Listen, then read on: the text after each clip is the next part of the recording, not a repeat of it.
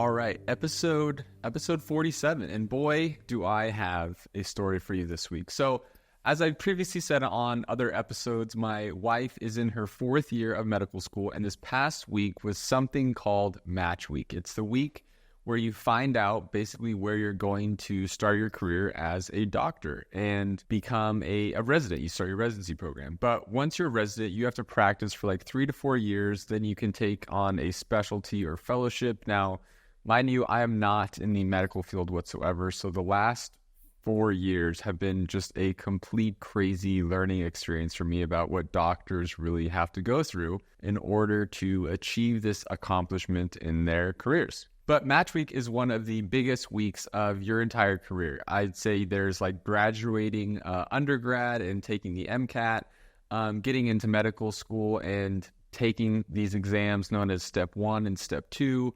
I don't know why they're called that, but from there you've got to find out where you're matching, and then basically graduation from medical school. But I'm going to give you a little bit more background to the story so that you'll completely understand the craziness of what just happened to this poor fucking girl yesterday. So in your 4th year of medical school, you've completed all of your testing. You've done a lot of like classroom and clinical experience. And in this time, you build your application with like things like your class ranking, your test scores, your extracurricular activities that you did throughout undergrad and medical school. But you also have to like craft all these like written responses dictating your passion and your purpose as to why you want to become a doctor, like if you haven't already gone through enough. But you get all of this stuff together and you send it to a list of residency programs that you'd like to attend. This is basically your job application, but instead of like a normal person like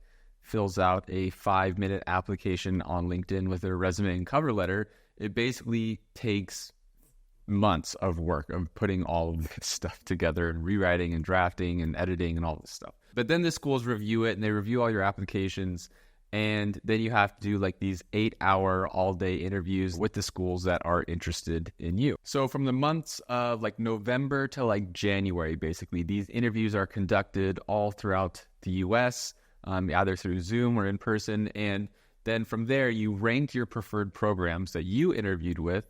And then by the end of February, your list like needed to be locked in and submitted. Like these were the places you wanted to go. And keep in mind, not every student receives like the same amount of interviews. It's all based on a number of factors that you've taken on over the last like 8 years. So for some people, there's like 4 interviews. Other people get like dozens of interviews. Some people get like maybe 1 or 2 interviews. But it all depends on what you want to specialize in too. For example, some fields are extremely competitive more than others. Like let's say you have your heart set on being a orthopedic surgeon your entire life, right? This is what you wanted to do.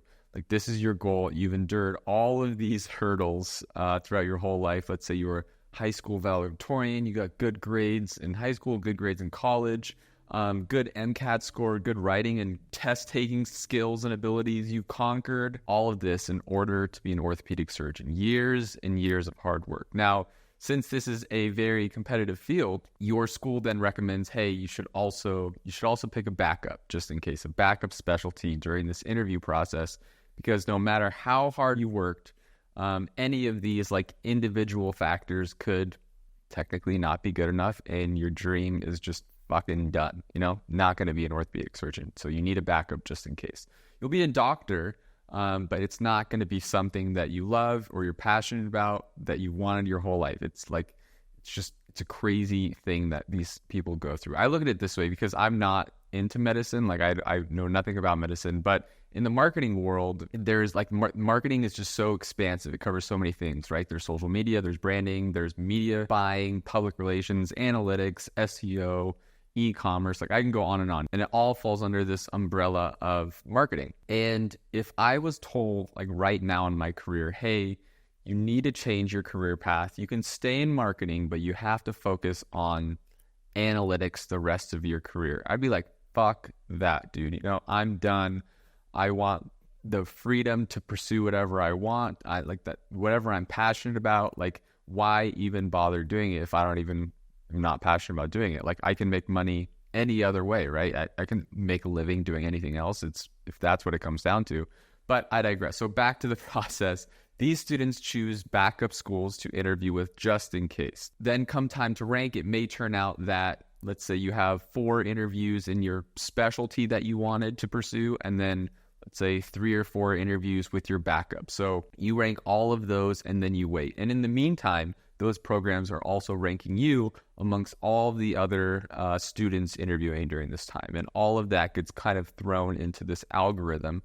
And this algorithm takes all of the open spots, your rankings, the program's rankings, and then figures out the best match for the students based on all of this information. Now, come March 11th, so it's the beginning of the week of match week, and you're sweating bullets as a student, right? This is the week that determines the remainder of the rest of your career, where you're going to be living the next couple of years, but potentially even longer if you want to pursue a fellowship, which I don't even dare asking questions about right now. It's hard enough for me to even keep up with this process as it is. But March 11th, you get this email that basically says if you have matched or not. Now, thankfully, my wife has matched at this point. She's very happy. I'm very proud of her. She matched one of the programs she applied for, but you don't know which one. And she applied for all of the same specialty. But remember, some kids are going for what they want, and then they had to apply for some backups too. So does this email tell you the specialty that you've matched for? No. And it just conveniently leaves out this vital information. And for what purpose, you could ask? There's no reason at all. They just don't want you to know. And it's fucking crazy. And if these people just haven't gone through enough trauma, battling anxiety and depression for the last couple of years, this is crazy that they just leave this information out for no reason, for no reason at all. So during this time, if you don't match, it's called SOAPing, which is the Supplemental Offer and Acceptance Program. So you get the email and you're like, oh, fuck, none of the places that I interviewed for want me, and I didn't match with any of them. So this has to be the worst feeling in the world. Think about everything you've been through, and after all of that, it's just nothing. So keep in mind, these people are still working. These students are all doing rotations during this time because you're still in your 4th year of medical school. You still have to pass all this stuff. So that morning, you need to emotionally handle this traumatic event that just happened and just occurred. And then you need to call off work and you let them know, hey, sorry, it didn't match. I can't come in this week. You need to call 4 to 5 of your closest medical school friends, if you even have any, and then let them know that, hey, embarrassing, I didn't match. You need to come with me to the school and help me rework my application so that I can submit to new programs that are still accepting spots that are available, wherever they may be. I don't know what it is, but yeah, that's basically what you have to do. So I don't know much about the SOAP again because my wife didn't have to experience this, but over the next few days, these kids are just I call them kids too. They're not kids. They're 30 years old, but you're scrambling for last minute interviews and any open spots that there are. But if you do match, you either get called in to help one of your friends, or you go into your rotation business as usual. You just have to wait until Friday to find out where you matched. Now, why, you ask? Why do I have to wait until Friday? No fucking reason at all. There's no fucking reasoning behind it. They just want you to wait these extra few days as anxiety builds. But on Friday, it's match day, and there's a ceremony.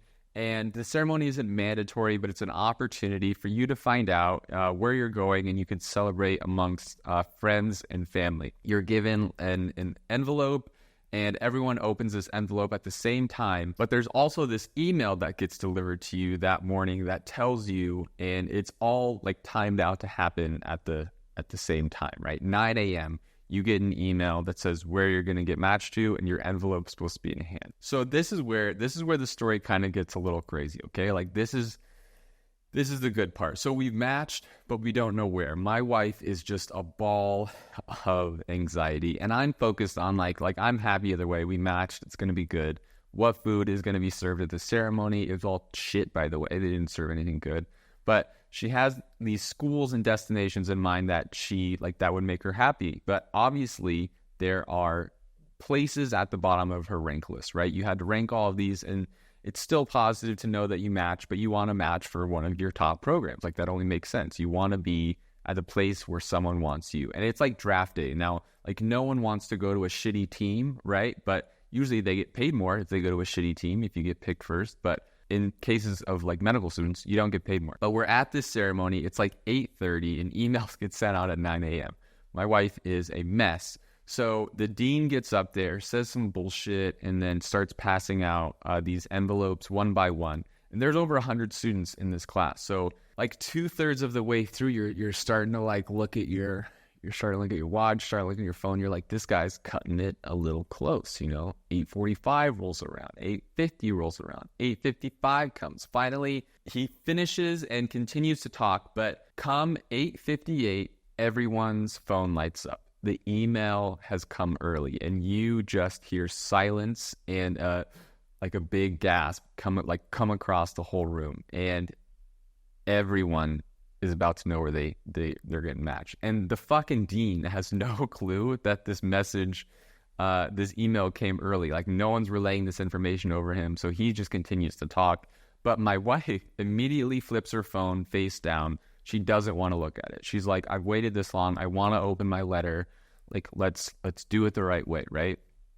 So the dean tells all the students to stand up, close their eyes, reflect on their journey that it took to get here, and at the stroke of 9 a.m. to open their letters. And it is the most anxious experience I've ever been a part of in my life. Like, you watch this person that you just love and care for so much just put in all of this hard work, just years of hard work through countless breakdowns and anxiety, and you've just seen all of the struggles firsthand, right? And that this person has just endured to get to this moment. But the clock strikes 9. She rips open her letter and her jaw just drops. No smile, nothing. She just kind of cocks her head to one side and just says, wow. And we're all just staring at her for what it feels like an eternity. And I'm looking for any reaction whatsoever. I've known her for almost 15 years, and I can't get a single reaction out of her. I don't know what's going through her head. So she just slowly sits down, and she says, we're staying here. Now, personally, I think I'm the only one in the group here at the table that knows what her internal rank list is.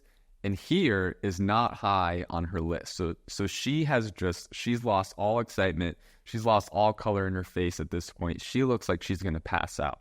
But then she flips her phone over, looks at the email, and what does the email read? A completely different city and program than the one listed on the letter.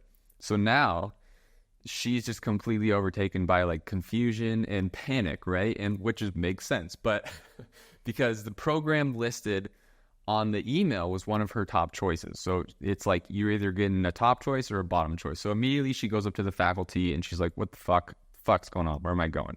Now during this time, I'm just sitting here with her family like this. I don't know what to do. And dozens of students around are like celebrating, they're hugging, tears, crying, screaming, confetti poppers are going off.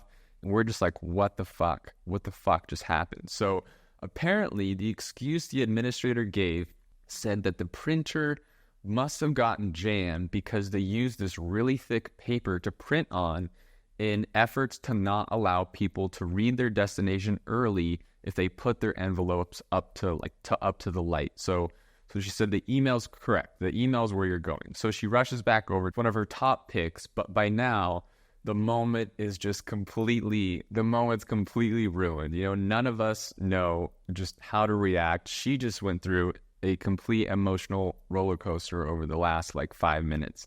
It was fucking crazy. Like the school has one fucking job, man. Make sure the name of the program is the same name printed on the paper. Make sure it's printed correctly. That's all you have to do. And it's not like these are handwritten letters. It's a letter that just says your name, the program ID number, and then the program's name. That's all it is. And what a shitty feeling for this poor fucking girl, man. I felt so bad. And this is supposed to be a very happy moment. You're surrounded by friends and family, and the fucking school just ruined it for her because no one bothered to take 30 fucking minutes to double check the fucking information on these letters, right? So minutes pass. She's okay. She takes a lot of deep breaths. We're okay. she handled the situation very, very well. And after the ceremony, she gets an email from one of the administrators that says, hey, come by the school this afternoon and we'll reprint your letter for you. Now, my wife has been through enough, right? Like, she's like, I don't want the letter. It's fine. But I'm fucking pissed. I'm like, no, we're driving to the school 30 minutes out of the way. We're going to get this fucking letter because you deserve to have this fucking letter. You worked so fucking hard for this, right? This is the letter that you've always wanted. So we get to the school. We find this office of this fucking lady. My wife like politely like pops her head in the room and asks for the letter. And this fucking bitch says, she goes, it's in the basket outside the door.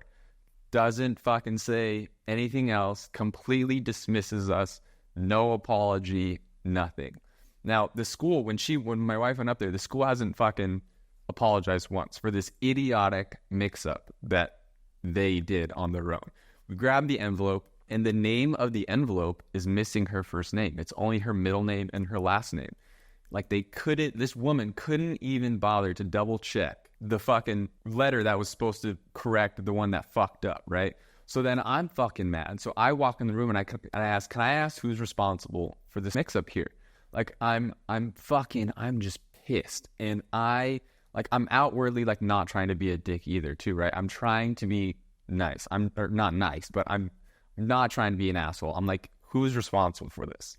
And this fucking bitch says, you know what? She says, I don't know who's responsible for it. Why do you need to know that information?